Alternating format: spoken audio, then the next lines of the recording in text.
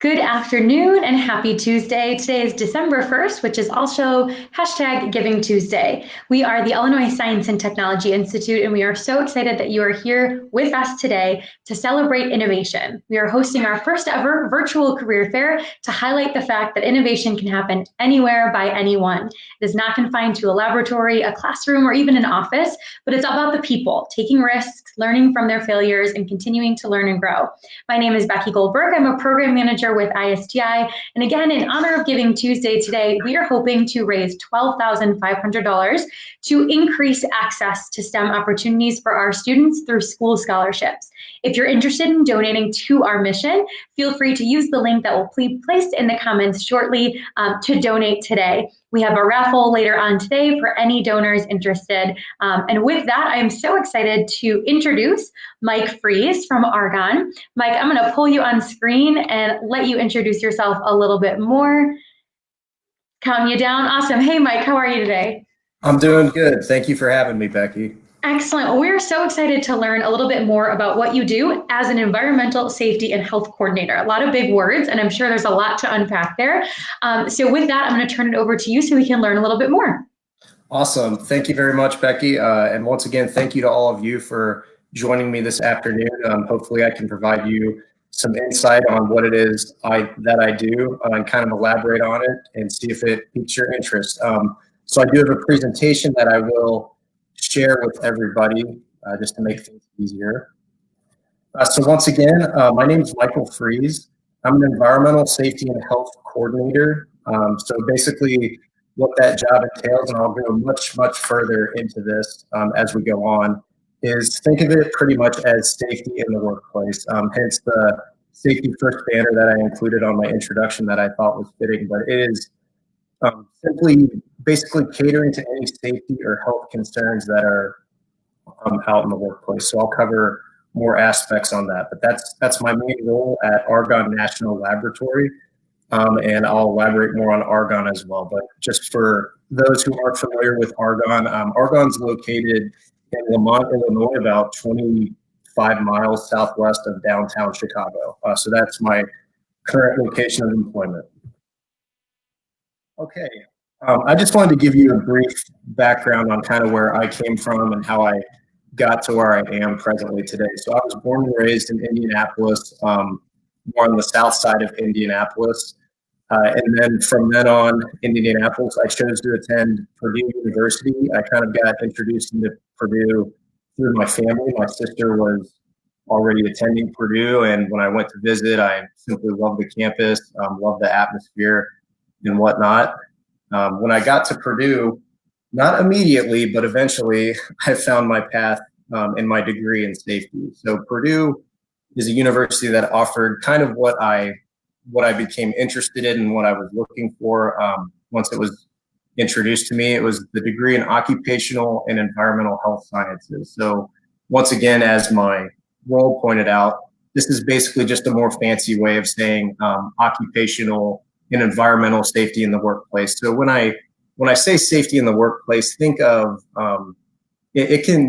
it's such a vast subject. So it can be, if you're driving through the neighborhood and you see construction workers working on the roof who aren't wearing fall protection, they could fall off and hurt themselves, all the way to if you have a manufacturing plant where someone's working with specific chemicals that they're inhaling and over time that can make them sick, or potentially be fatal. That's kind of that's what my degree is in, and that's what my job entails. So it's not just being specific to one form of safety in the workplace. You have to kind of be a jack of all trades and keep up with all sorts of the safety standards and things that can harm people. So once I completed my degree at Purdue, I decided to continue on to obtain my master's degree at the University of Cincinnati immediately after my undergrad. I just, kept plowing ahead, put my head down and figured might as well knock it out while I'm still in the school mode, mind you. So the reason that I went on to continue my master's is because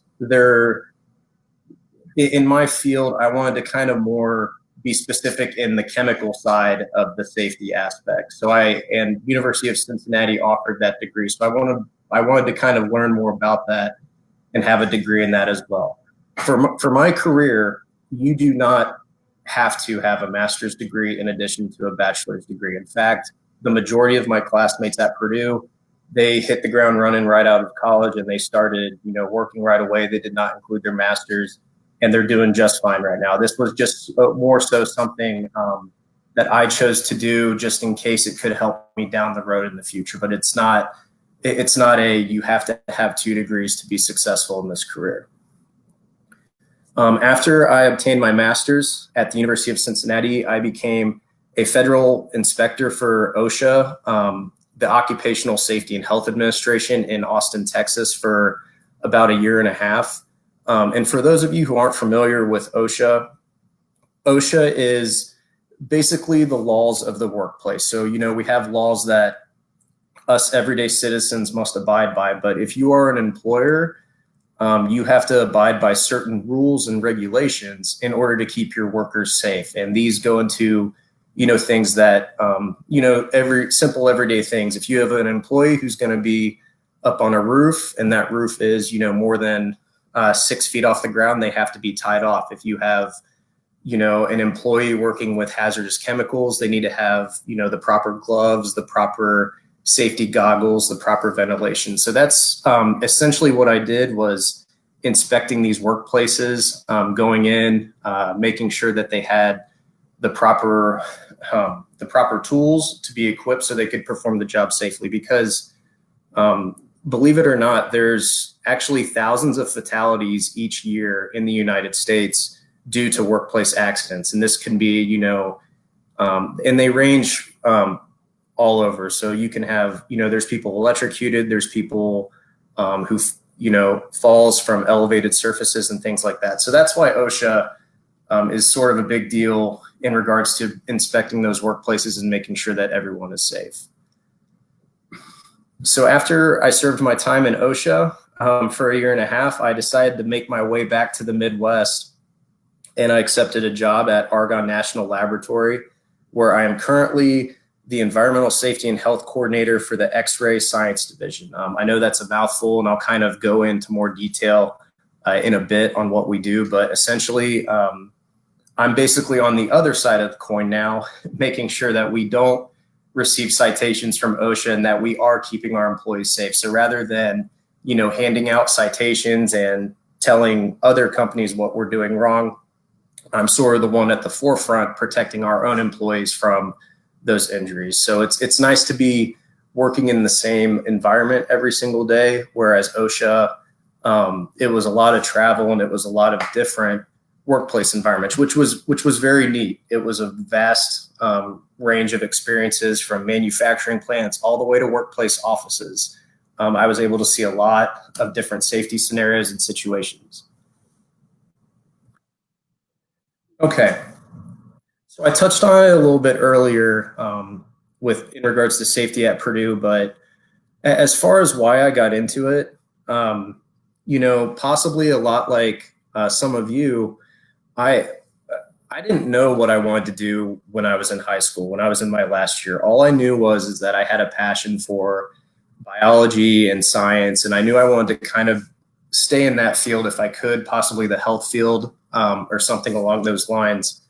But I started out at Purdue only in health and science classes, basically the general election courses, with not really a set major, but I started off in those courses just to maybe knock them out in case that's what I landed in. So I entered into the School of Health Sciences in fall of '09 because I figured more likely than not that's where my degree would come from. In my freshman year, pretty much the classes were mostly the same for a lot of people in there, your general bio, your general chemistry, and whatnot. But one of the things that I knew I wanted to do is I wanted to have an occupation where I was out in the field as much as possible. I wanted,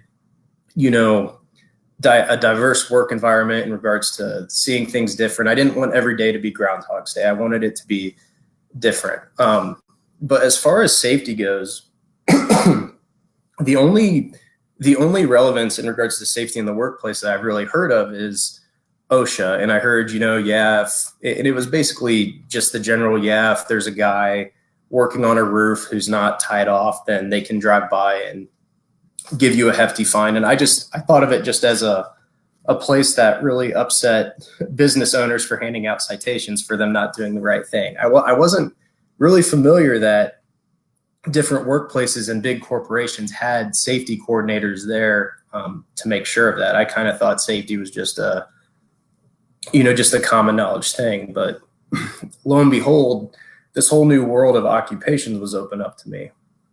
And we had a guest speaker who came in who ended up being my professor at Purdue, who had been doing it for years and being a professor at Purdue. And I immediately became hooked when he described the field and the profession and the possibilities. He described, exactly what I was looking for. Every day is what you make it in regards to keeping people safe, going out in the workplace, and things of that nature. So that's really when I became hooked and had my light bulb moment, is when we had a guest speaker come in and talk to us. And I talked to him a little bit more about it on the different career paths and what it entails, but that's kind of how I came into this profession, is that someone at Purdue talked to us and let me know about it. But it just sounded right up my alley in regards to helping others, and then also being able to hone in my knowledge on this. And then, as I said before, what really struck me is that there are thousands of workplace fatalities attributed to workplace safety. And then there's thousands of more of workplace injuries, amputations, broken bones, and things like that from accidents that happen in the workplace. I think the record, as record indicates, last year, there was over 3,000 fatalities in 2019, according to OSHA. When I worked at OSHA in Austin, Texas, the city of Austin and the surrounding areas would average about 50 workplace fatalities every year. So if you do the math, our office has to investigate about one fatality every single week. So that was another big part of the job too, and it was just a really eye-opening experience for that part of the job, is having to look at, a job site and find out how someone was injured or killed on the job and how it could have been prevented and whatnot. But it's not all gloom and doom and sad, and you're just specifically looking at fatalities and injuries. There was some positives to it as well, and there are positives to it as well in regards to prevention. Because you could be going to a company and they're enforcing new safety implementations, and that could save someone's life or keep someone from getting injured in the future. Okay, moving on to my current role as an ESH coordinator. So the way that this is separate from OSHA, and as I briefly touched base already, is now I'm the one providing the frontline support to about the X-ray science division. We have about 300 scientists who are performing daily research. And I'll get into more specific what Argonne does, but this research is funded by the our government. And their research varies greatly. There's research where they could be using hazardous chemicals. There's research where they could, be simply looking at electronics. It varies every single day.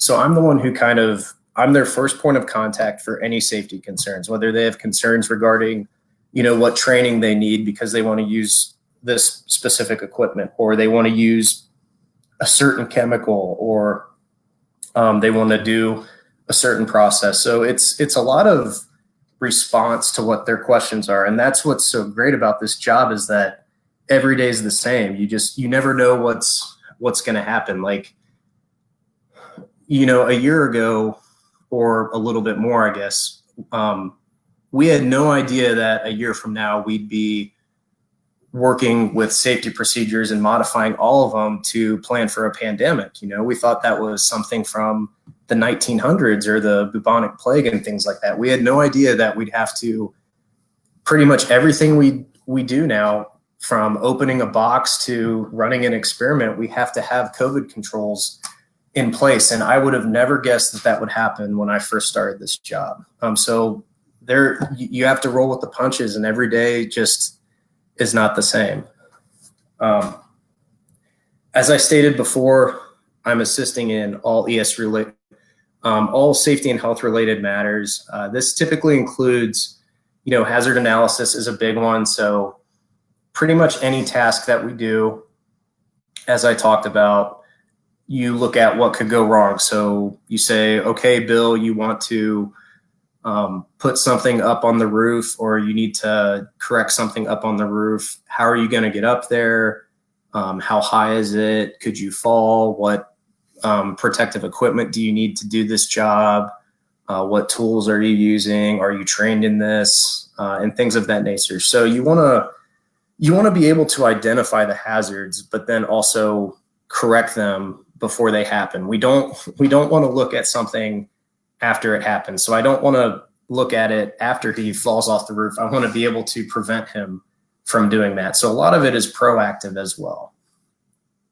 And then also, and that's more out in the field things where you're asked to look at specific experiments and specific procedures. So it's nice to get out from behind your desk and take a walk and be hands-on in those instances. But a lot of it is looking at, documents, current policies, being able to interpret and implement those, and providing feedbacks on how they can be improved. You have certain rules and regulations where they might need to be polished up and up to date. So for instance, we have all these documents regarding new hires coming on campus, and we feel like we've covered everything safety-wise, but as of last year, we had no written language in there regarding a pandemic. We had no written language of, if they're doing this, they have to wear a face mask. If they're doing this, they have to wear a face shield and whatnot. So there's always things changing. And that's another beauty of safety, is that it's always updating and always changing. You always have new processes and technology and procedure coming out that just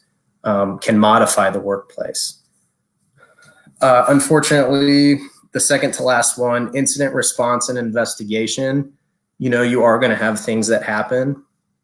And one of the big things, that we've been taught since we were little kids is learning from our mistakes. So a lot of it is, if you do have an incident, you have a review, looking at what went wrong, where it went wrong, and how it can be prevented in the future again.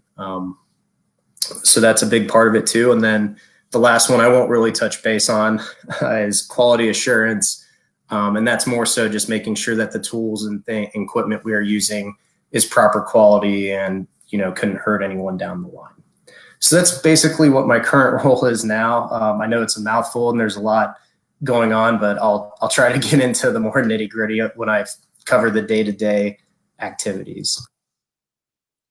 Okay, so now this is more specific to Argonne National Lab. And the reason I posted this is, so Argonne National Lab, and if you haven't heard of it before, that's completely okay. I was not very familiar with it at all prior to applying to the job here, but it is one of multiple national labs that we have here in the United States that's funded by the Department of Energy. And from this map, as you can see, we have them all over the country: West Coast, East Coast, Midwest, you name it. And if you see Department of Energy, government, national lab, you can guess it. We're doing research primarily for the government based on our needs at the time. So, you have specific labs like Los Alamos and Sandia in New Mexico that specify in, more of your nuclear energy and things of that nature. We're kind of a jack of all trades in regards to, energy, kind of nanoscale research and whatnot. But the bottom line is that our country has all of these national labs that are funded by the government that specify for government-based research to kind of be the driving points of our country, kind of to make those next advancements in technology and whatnot. So that's basically Argonne's role, is whatever the focus is on research, we're the ones behind it, trying to work that out. And just a quick brief history of Argonne, since a lot of people aren't familiar with it. and it kind of, I wouldn't say chooses to be that way, but I guess not really, it's not really a public thing, being a government lab funded by, the Department of Energy. A lot of people think, and it is kind of hidden off the beaten path. I know a lot of people think we're some, Stranger Things science lab, just doing weird things behind the fence, behind the scenes. But that's that's kind of not the case. We're more so doing research for the government. But we were founded out of the Manhattan Project in World War II, where we actually started doing work on developing the first nuclear reactor that developed the atomic bomb. So that's how we came about. And then shortly after,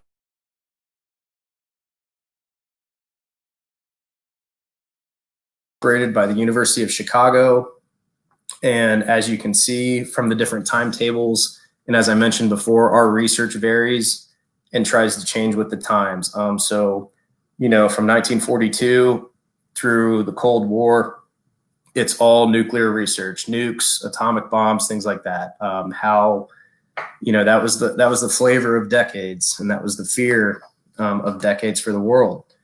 And then, moving on with that, kind of more advanced higher energy physics, X-ray science, chemical engineering, and things like that. So it's a very versatile lab environment. Like what we're focusing on today, we will not be doing probably 10 years from now. I hope we're still not doing COVID research now. I hope we're past that and that door is closed. But this just gives you kind of a hammers the point home that we adapt to the times. And so this slide shows more of what we're doing today. To the very left, the hard X-ray sciences, that's the facility that I work in. So I work in what's called, and I could give an all-day presentation about this, so I'll try to make it as short as possible and kind of give you the best definition. So I work at what's called an advanced photon source. So basically what this does is it has units of energy. Basically through X-rays, what my scientists do is it allows them to look through things on a molecular scale. So we have, you can have a sample of pretty much anything and look at it on a molecular scale. So what we've been doing now recently is we've been looking at the COVID-19 proteins. We've been looking at the virus and the different proteins that make it up, because once you're able to look at something on a molecular scale and how it's made up, you're then able to develop those vaccines to break down those proteins and kill that virus. So that's what we've been doing, and that's the best way that I can describe it is, everything's made of atoms, DNA, and things of that nature. Is this facility that's known as the synchrotron that produces the beams that go around and allows us to look things through an X-ray scale.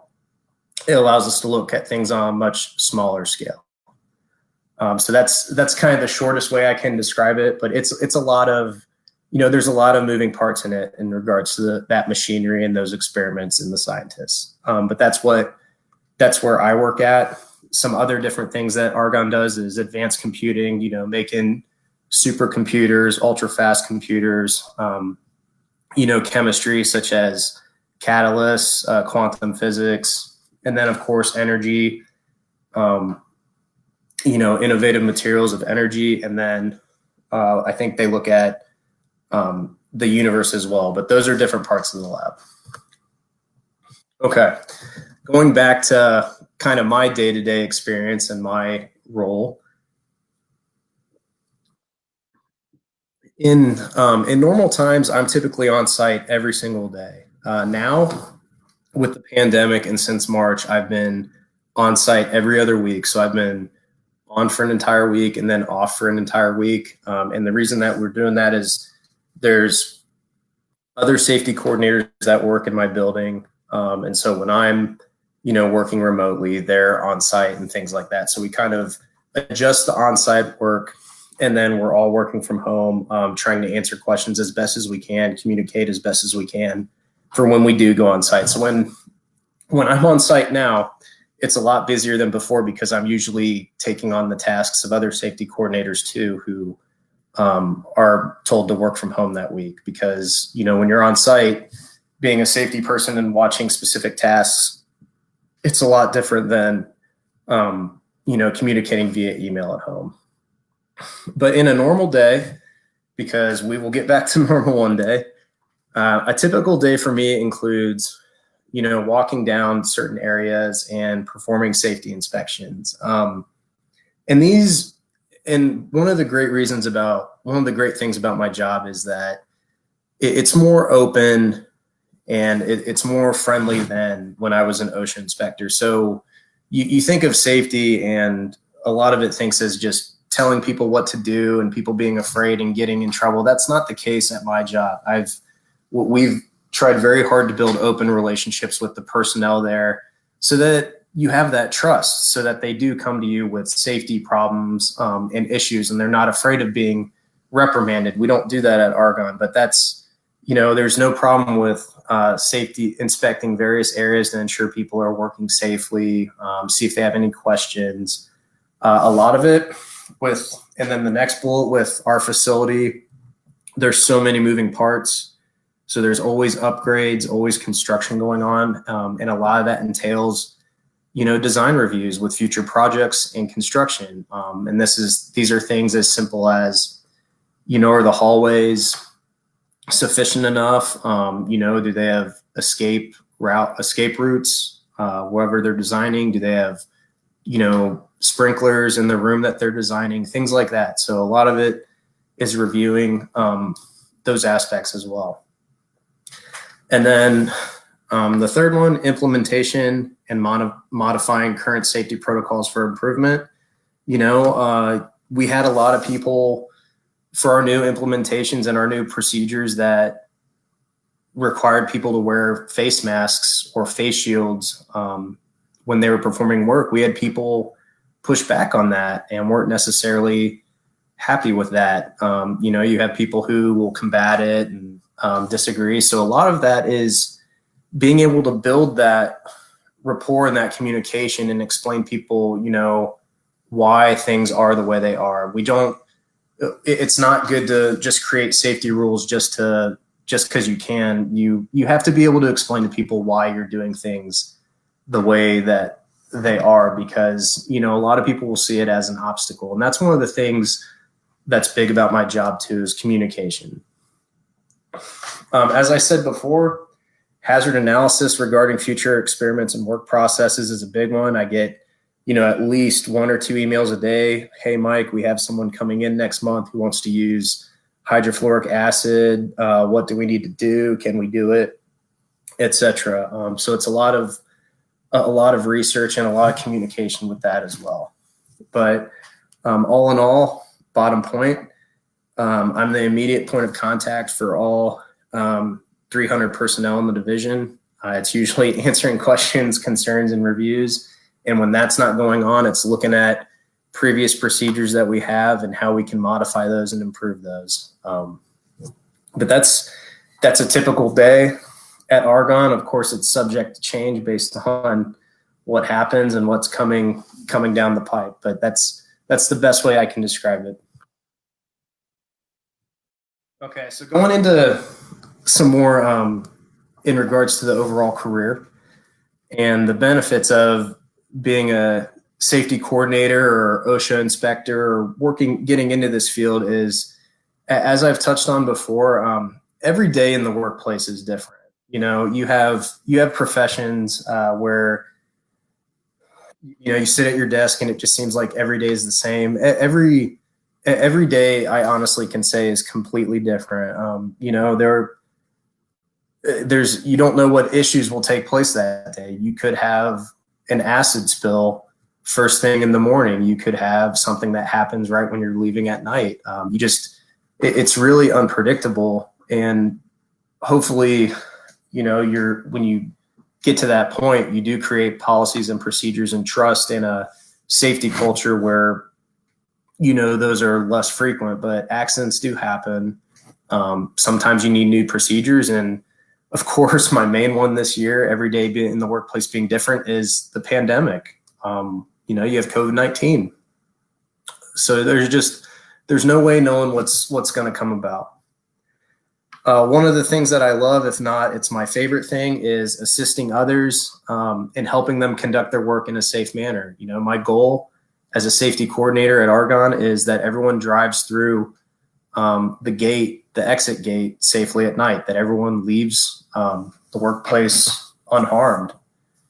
And whether I've done that by implementing a new procedure or catching something in a safety inspection that they didn't see, then that's something to be happy about. We pride ourselves on being able to help our researchers carry out their experiments, but we want to do it in the safest manner possible.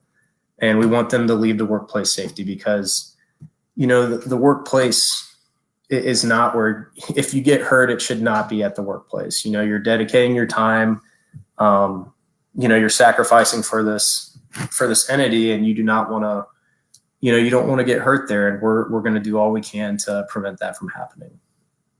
Kind of hitting on a point that would be beneficial to you guys listening in. There are plenty of different career opportunities and room for growth and advancement in this field. I cannot stress that enough. There is so much variation in this field. In college, my undergrad, in my master's, I specified more in the chemical safety aspect of it. So, different chemicals or vapors that someone might breathe in when they're, they could be in a manufacturing plant and it could be harmful to them.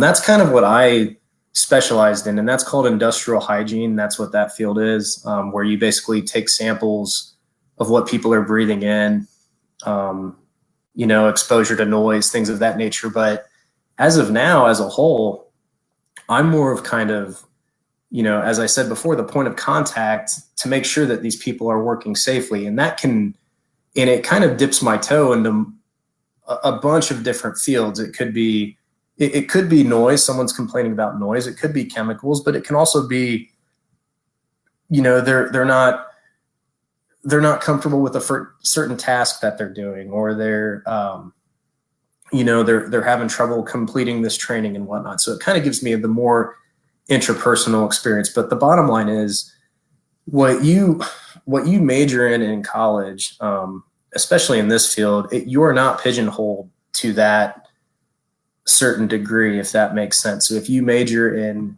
safety and you're specific to chemicals, that does not mean down the line you can't be an OSHA inspector that only deals with construction. It kind of is what you make it, and you can improve yourself on your own. If you are a chemical person and you want to become, an expert in noise or lasers or explosives or things like that, there's no one telling you that you can't do that. And if you put that on a resume, that's going to be really, really impressive. But, also in other careers as well, I have friends and family who, they majored in education. Now they're financial advisors. So just because you major in something or look at something, that doesn't mean that you're pigeonholed to that degree. But that's what, going back into safety, that's what I love about this job.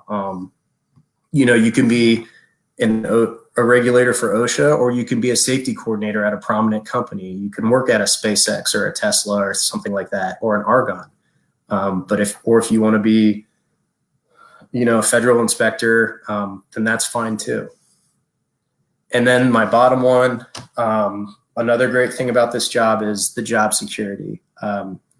Safety is always going to be an important part of day-to-day operations, and it's been that way in recent times now. It's especially important today, in regards to COVID, but it's important today because companies are realizing the implications that workplace injuries and fatalities have. I mean, apart from someone becoming injured or dying on the job, it's also very expensive for the companies when that happens, the payout and the repercussions from that. So safety has become more important probably in the past few decades than it ever has been. And, safety is always going to be a part of the job, because there are always going to be jobs that are hazardous and not safe. There's always going to be OSHA. There's always going to be coordinators and whatnot for that.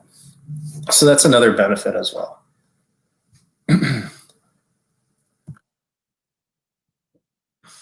Okay.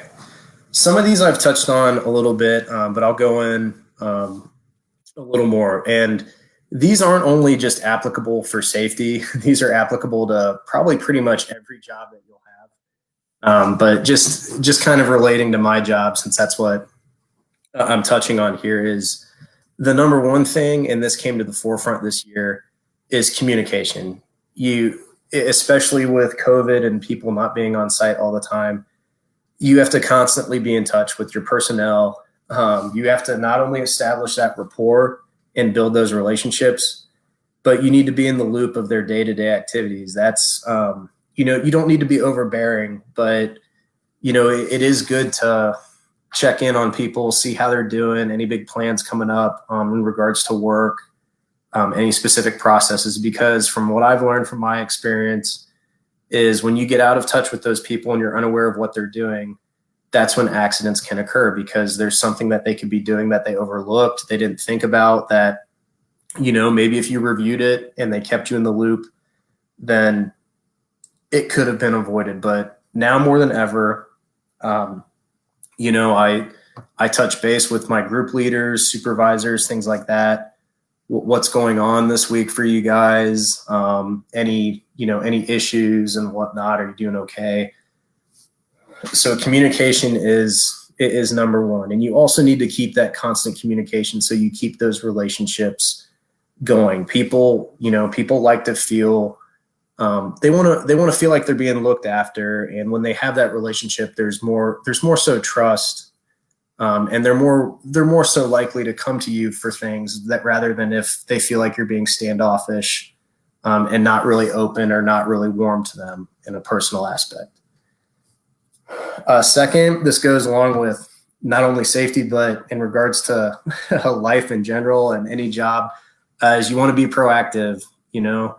It's from a safety standpoint, being proactive, you're much more effective to prevent an accident, obviously, rather than reacting to one that has occurred. And by being proactive, I mean, kind of taking initiative and looking at procedures, certain tasks and things like that, but also in any job, really being proactive and kind of, not sitting waiting to be given tasks, but rather than taking initiative.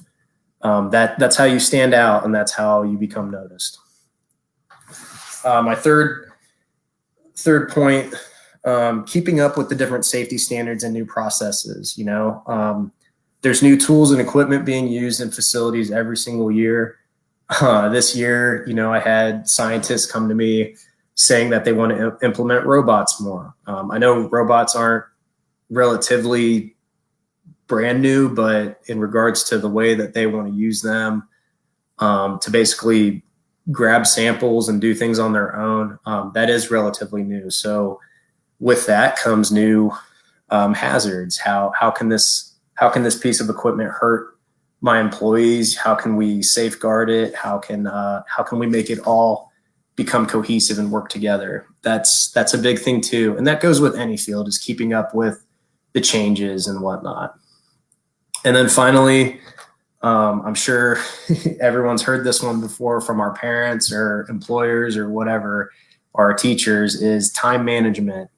Some people work best at procrastinating. Some people work best at, kind of counting it out and setting, goals and different time slots to their day. I'm kind of one of those people that, set daily goals on what you wish to accomplish and try to stick to it. I know we all get sidetracked, and I know there's days where we're not feeling as good as others, but time management is key, because you always want to make sure that you're completing things on time and that you're reaching those deadlines, just so you don't get bogged down.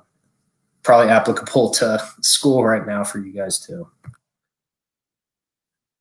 One thing I wanted to touch on as well is adapting to the pandemic and the crazy times that we're in. As I said earlier, I'm splitting time between working remotely and being on site. rotating every other week. Our Argonne National Lab as a whole right now is limiting on-site access. That should say below 50%. That's a typo, my mistake. But we're working under 50% right now, which is still quite a bit of people. Argonne as a whole has about 3,000 on-site people. But those who are working on site right now is probably at about 1,500.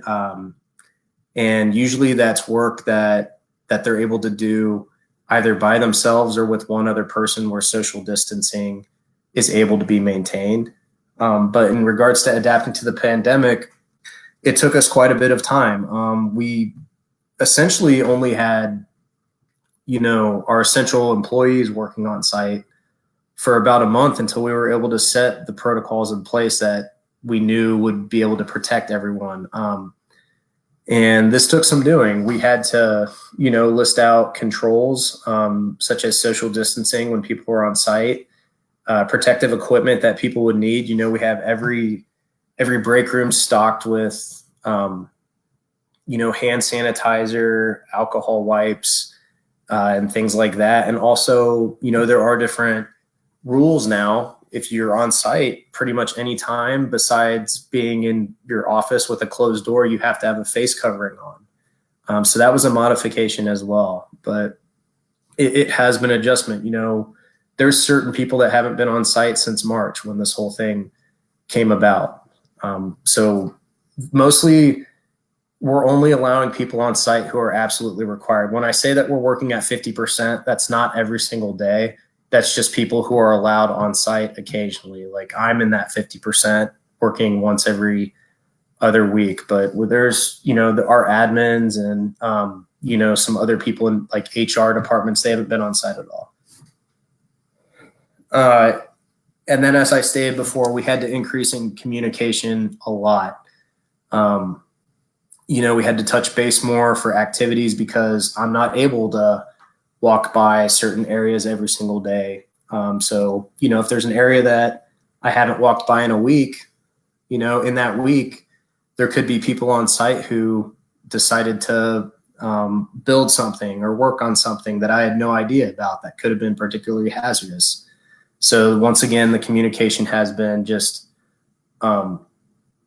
every single day, meetings every single day, no matter how minor or trivial they may seem. They're still required just to make sure that, nothing obscure happens. Okay. So kind of some fun facts regarding Argonne. And this goes into the first one goes into the pandemic. So we've been, ever since the start of this, we've been primarily shifting our focus to fight COVID-19. And I touched on this earlier, but as I said, the Department of Energy labs, it's mostly what the topic is right now. And of course, it's COVID-19 right now. But we've roughly spent, we've spent thousands of hours of research and over 70 research teams from around the country have been using the APS in regards to, in regards to COVID research. It's been dedicated to determining the structures of the virus protein. So, as I mentioned earlier, I got ahead of myself. Once you determine those structures and whatnot, that greatly helps with your drug companies such as Pfizer, Johnson & Johnson, and what forth, create those vaccines to help wipe it out. So that's what we've been focused on right now. And that's been going on for about a year, and that's been the focus, is shooting our x-rays into COVID-19 proteins and trying to find out what they're all about. And the good news is that we're able to mostly do this remotely. We can have, universities, students send in the samples remotely, and then we can upload those into the machine and have them analyze those proteins. So that's the good news, is that you're still able to limit on-site personnel through this research. But we've been at the forefront of the COVID-19 pandemic, and that's mostly all we've been working on.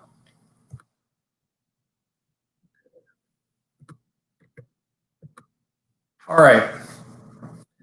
So lastly, I just have some takeaway advice for you guys, because it seems like a long time ago, but it actually wasn't. When I was sitting in your seat and I was kind of a little stressed on what my future would be and what I wanted to do, my first and foremost word of advice is don't panic. We've all been there, and you don't have to have everything figured out right now. I'd say especially right now, because it's been just a wild year. So just take a breath and seriously think about what you want to do, and make sure it's something that you're passionate about and something that you will enjoy doing. But the number one thing, and I can't stress this enough, and I know I remember being told this when I was younger, and I just thought, well, oh my gosh, I don't have to shake every person's hand shaking hands is out the window this year, but I don't have to talk to everyone at this party. But I cannot stress enough networking as much as possible and as early as you can. I mean, you really, really never know who's going to come back into your future and seriously help you out in regards to your field, in regards to anything in life. It could be your next door neighbor. It can be, anyone that you meet from a prior job, anything. Just, build good relationships with people, because it will vastly pay off in the future. There's people that, I hadn't talked to in 5 years, and lo and behold, they helped me. They've helped me out. So just make sure you network. Mike, I'm going to cut in super fast just because we are coming up on our time, and I think this slide is super important. If you wouldn't mind sharing it with me, I will actually include it in our comments, but we did get a question that I'd love to have you answer. So if you want to finish the slide up super fast, that's great. If not, we can just share it, and then we can get to the question if that works for you. Absolutely. I will go really fast here. Okay, perfect. All right. All right. Second, learn what both your strengths and weaknesses are. Be able to play to your strengths while also improving on your weaknesses. If you're a good public speaker, play to that and use that to your advantage. If you need to improve on public speaking or communication, there's no shame in that, but just, do different things to work on it. Second, never be afraid to ask for help and admit that you don't know the answer. It's more embarrassing to kind of BS your way with a response than admitting that you do not know, but you'll find the answer, because people will be able to, tell right away if you're not sure about it at all. But make sure you gather as much info as possible prior to making your decisions and answering, just so it's a thorough answer. And then lastly, as I said before, don't feel like you have to know all the answers today regarding your career. Take your time. But other than that, I think that is it, and I will open the floor to some questions. Awesome, thank you. So we had a question submitted that was my question as well. Very early on, you talked about kind of this constantly evolving, updating system that is safety, right? So being able to connect with the outside world, understanding what's going on. So we had a question from Sarah Pregalioboff asking, can you speak to this idea of continuous learning within your career path? So maybe at Argonne specifically, or other organizations that really prioritize your professional development in this role. Absolutely. Argonne specifically is very supportive of, professional development. Argonne actually will help pay for different classes, courses, certifications, and seminars that we attend. And it was like that way with OSHA too, because there are, like being an engineer or being whatever, or like an accountant and whatever, there are different certifications that help you reach milestones, like a certified safety professional, and things like that. So most organizations, Sarah, that I have come across with will help you and assist you in reaching those goals that you want. Awesome. Thank you. And you covered a lot. So I'm sure you answered a lot of questions as they came up as well. If anyone has further comments, you are more than welcome to continue to put them in the comments. We will make sure that they get to Mike and that his answers can be returned to you.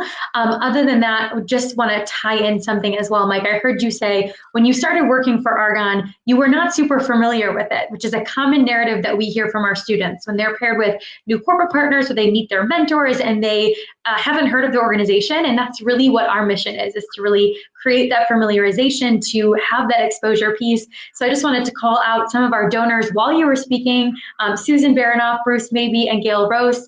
You are helping do that, familiarize our students with what's going on in Illinois innovation ecosystem and beyond. So Mike, just want to say thank you so much again.